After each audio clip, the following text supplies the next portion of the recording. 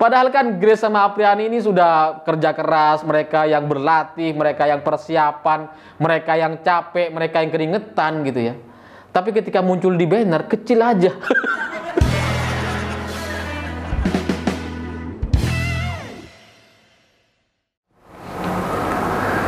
Selamat malam para mantan, selamat malam untuk semua mantan-mantan kita yang selalu mengucapkan selamat ulang tahun, tapi nggak pernah ngasih kado. Atau emang nggak niat mau ngasih kado gitu. Karena kan sering kita ditelepon tengah malam atau diucapkan selamat di sosmed gitu, selamat ulang tahun ya, bla bla bla. Tapi kadonya nggak ada. Terus terang itu nyebelin gitu.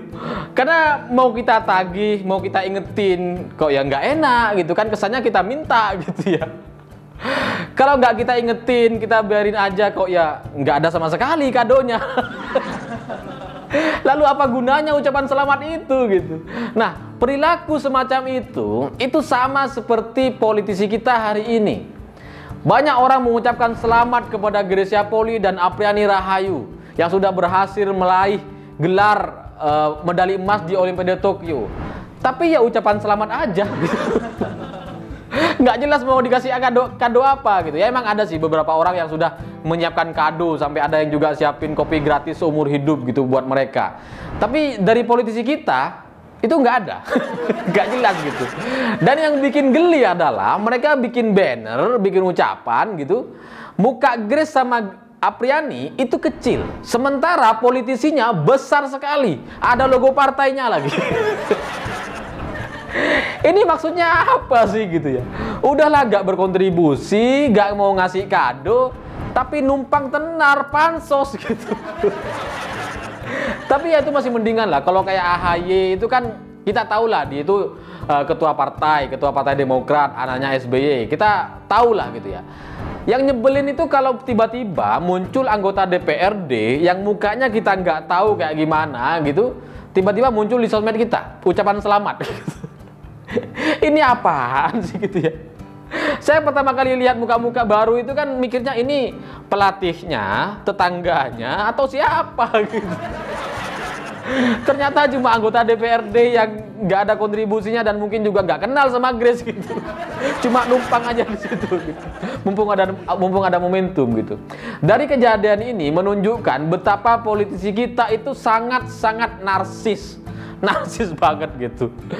Ya mungkin masih kebawa-bawa alam pemilu ya. Bagaimanapun mereka ini kan terpilih karena baliho muka. Di zaman pemilu itu kan sepanjang jalan selalu penuh dengan muka-muka orang gitu, calon-calon legislatif gitu ya. Dan kita juga kadang bingung gitu. Mereka ini kenapa sih pasang muka di situ gitu? Apa gunanya gitu? Kan nyoblosnya bukan nyoblos muka gitu. Ketika di TPS, di surat suara itu nggak ada muka mereka, adanya cuma nama gitu. Dan kita itu kan milih anggota dewan, anggota DPRD atau DPR RI itu kan karena ingin mereka bekerja gitu. Tapi di baliho-baliho mereka, di kampanye-kampanye mereka, itu nggak ada program kerjanya, nggak ada janji kampanyenya. Cuma mukanya aja ditampilin. Apa ini gitu? Masa kita harus milih anggota DPR berdasarkan muka sih gitu ya? Tapi ya karena prosesnya kayak gitu, maka hasilnya ya seperti sekarang ini. Ketika ada momentum, mereka narsis. Pasang muka besar-besar di situ. Padahal kan Grace sama Apriani ini sudah kerja keras, mereka yang berlatih, mereka yang persiapan, mereka yang capek, mereka yang keringetan gitu ya. Tapi ketika muncul di banner, kecil aja. Itu asli nyebelin loh. Nyebelin banget gitu. Udahlah gak ada kontribusinya, numpang, gak jelas juga gitu, gratisan juga gitu. Karena bagi saya, yang namanya numpang itu selalu bayar. Kita numpang bus, bayar. Numpang pesawat, kereta, bayar. Di video ini ada numpang iklan, bayar. Numpang apa lagi gitu? Numpang nama atau nama perusahaan di sebuah artikel, bayar. Nggak ada yang nggak bayar gitu. Jadi saya sarankan kepada politisi kita yang sudah terlanjur numpang, sudah terlanjur pasang foto, itu selanjutnya bayarlah kepada Apriani, kepada Gracia Poli, karena mereka sudah bekerja habis-habisan dan mereka yang berjuang. Kalian yang nggak ikut berkontribusi, jangan sampai cuma manfaatin momentum dan nggak mau ngasih apa-apa. Karena di dunia ini nggak ada yang gratis gitu. Bahkan numpang parkir pun bayar. Tapi kalau nggak bayar, itu jadi sama seperti mobil, kaca mobil belakang itu yang ditempeli sama logo Apple. Ada banyak ya. Ada kaca mobil yang kalau kita lagi macet-macetan gitu, ada logo Apple-nya di belakang. Apa gunanya gitu? Apa kontribusi Apple dalam mobil itu? Kan nggak ada. Nggak ada sama sekali gitu. Kalau kayak kita, rakyat biasa, itu ucapannya biasa aja gitu. Ngucapin selamat, bangga, terima kasih, dan seterusnya. Tapi nggak ada muka kita di situ gitu. Kita cuma pasang foto Grace sama Apriani, udah gitu, selesai sampai di situ. Nah, kalau politisi kita itu kayaknya lebih narsis dari rakyatnya. Tapi ya untuk soal numpang tadi, untuk soal bayaran tadi, saya nggak berharap banyak sama politisi. Karena politisi itu jangankan yang tidak dijanjikan, bahkan yang sudah dijanjikan pun belum tentu ditepati, apalagi yang nggak janji apa-apa seperti banner-banner yang nyebar itu ya, kan nggak ada janji mereka mau ngasih kado apa gitu, ya udahlah nggak bisa diharapkan itu. Dan selain itu, Apriani dan Gracia Poli ini nampaknya berada di klub yang bagus, di lingkungan yang bagus, yang bisa mengapresiasi mereka dengan luar biasa. Dan mereka ini bukan anggota partai gitu, mereka ini adalah atlet dari klub PB Jaya Raya. Dan PB Jaya Raya ini selalu bisa mengapresiasi atletnya. Dulu ketika almarhum Markis Kido dan Hendrawan ketika menang medali emas di Olimpiade Beijing 2008, mereka mendapat rumah, dikasih rumah gratis gitu. Jadi Gracia Poli sama Apriani nampaknya juga akan dikasih rumah, dan itu janji PB Jaya Raya gitu. Iya, PB Jaya Raya ini di bawah Ciputra Group, perusahaan properti gitu ya. Jadi udah pastilah propertinya bagus dan mahal-mahal. Ya lumayan lah bagi Apriani dan Gracia Poli, lumayan mendapatkan apresiasi yang bagus dari klubnya. Dan pemerintah juga menjanjikan bonus yang luar biasa. Dan ya Jokowi selalu menjadi orang yang presiden yang bisa mengapresiasi dan memberikan harga besar dan cepat sebelum keringat mereka habis gitu. Biasanya habis pulang ke Indonesia langsung dikasih itu, langsung dikasih uang. Jadi ya meskipun politisi kita udah numpang dan kemudian nggak bayar gitu, ya udahlah, lupakan aja mereka itu. Dan saya sebagai orang Indonesia, sebagai warga biasa, saya ingin ucapkan terima kasih kepada PB Jaya Raya yang selalu bisa mengapresiasi atletnya gitu, yang bisa ngasih rumah, dan kemudian di rumahnya itu nggak ada foto-foto Ciputra gitu, pengurus-pengurus Ciputra gitu ya. Seandainya pengusaha Ciputra atau PB Jaya Raya ini narsis seperti partai politik, mungkin seluruh dinding rumahnya itu penuh dengan muka-muka mereka gitu. Tapi untungnya pengusaha ini logis gitu, mereka nggak senarsis itu. Jadinya rumah Hendrawan sama almarhum Markis Kido itu nggak ada muka-muka mereka gitu.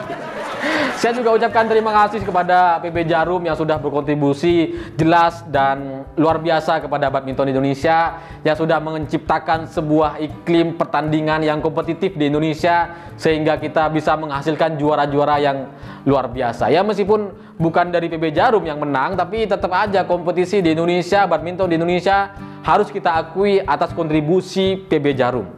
Nah, sampai di sini saya kemudian sadar kenapa badminton kita itu begitu hebat, begitu luar biasa dan selalu bisa berprestasi di dunia gitu. Sementara klub sepak bola kita itu kayaknya gagal terus gitu. Di penyisihan gagal apa? Gak nyampe ke final gitu, penyisihan aja udah pulang gitu. Nah itu kan menunjukkan betapa buruknya kompetisi yang ada di Indonesia. Dan saya pikir-pikir itu karena mungkin salah satu faktornya, karena klub di Indonesia itu bukan bimbingan pengusaha atau perusahaan, selalu di bawah nama daerah gitu ya. Jadi ada Bali United, Madura United, Persib, Persija, Persebaya gitu, Persipura. Dan ya namanya atas nama daerah itu selalu kental dengan aroma-aroma politik gitu. Makanya kalau ketika pilkada, supporter sepak bola itu selalu diseret-seret, selalu diperebutkan sama calonnya gitu. Karena mereka punya massa gitu. Dan kontribusi atau fokus dari tim klub sepak bola ini yang atas nama daerah ini itu jadi nggak jelas fokusnya gitu. Karena mereka nggak sehat juga secara bisnis gitu. Karena mereka dibiayai sama APBD, didukung sama politisi-politisi yang kadang-kadang ketika bermain, ketika bertanding itu kental dengan kepentingan politik gitu. Bukan soal berkualitas, bukan soal pertandingan yang menarik, bukan gitu. Beda sama badminton, semua orang bisa masuk, semua orang bisa dikasih beasiswa asalkan berkualitas dan semua orang bisa menang. Maka yang terbaiklah yang bisa mewakili Indonesia. Beda dengan klub sepak bola kita. Jadi ketika melihat badminton begitu hebat, begitu berprestasi, saya sekarang ini kan saya percaya bahwa orang-orang yang sedang berbahagia itu lebih mudah untuk kita goda, lebih mudah untuk kita mintai sesuatu gitu.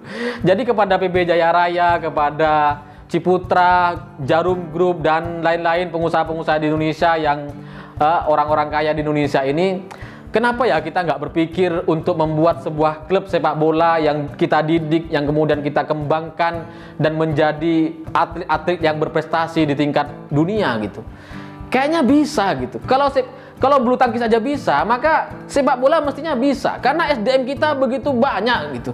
Dan industri secara bisnis itu kan lebih menjanjikan sepak bola. Penontonnya banyak, yang beli tiket banyak gitu, iklan-iklannya juga banyak gitu. Kenapa itu tidak kita kelola dengan baik sehingga menjadi industri, menjadi kompetisi yang begitu bergengsi dan kemudian fair gitu.